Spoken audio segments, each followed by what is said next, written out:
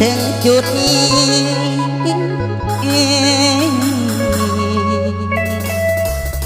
เจ็บจากพี่ซ้ำจากเธอเที่ยวขายแห้งแน่เกลือจนน้ำตาหลังย่อยแต่ยังน้อยว่าผ่านมาเมื่อตาเบิ่งโลกกว้างได้เพียงแต่2 เดือนพ่อแม่มีปัญหาเลิกลาไปคนกันลาพวกกรรม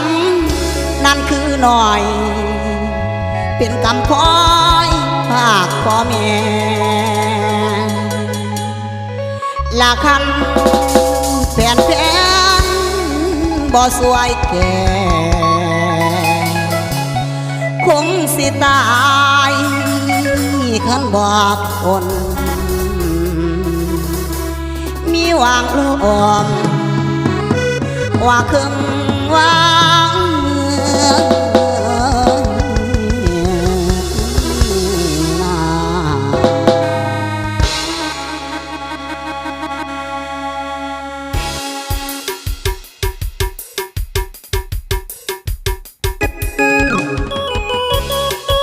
เอามาให้ทางน้องสายเด้อแล้วก็เมื่อกี้บอสเฮาว่าสั่นนะสายปีแล้วก็มอบให้ทั้งนางของสิงดีเฮาสงสัยว่าสั่น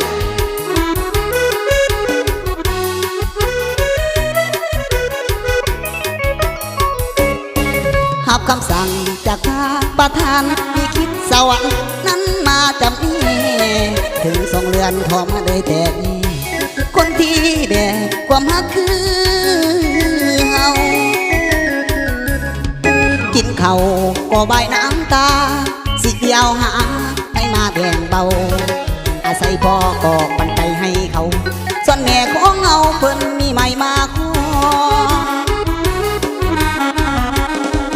พี่น้องบอกเคยหัวซาทั้งลุงและป้าหน้าบ่มองอยู่กำปล่อยใจลอยลา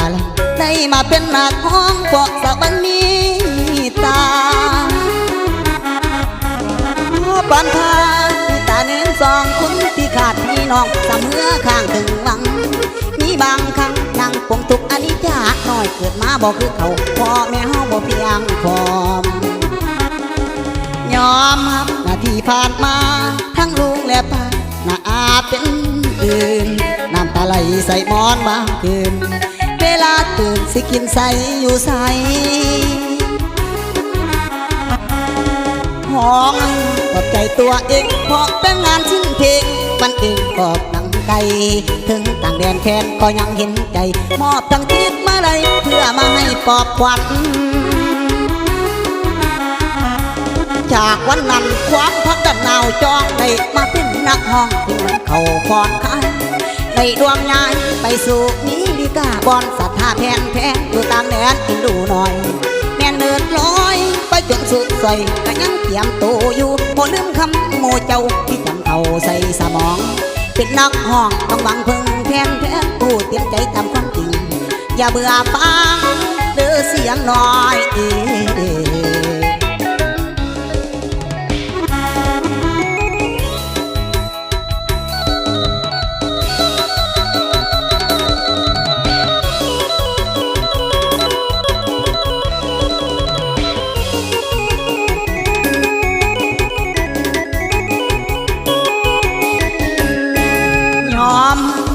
ผ่านมา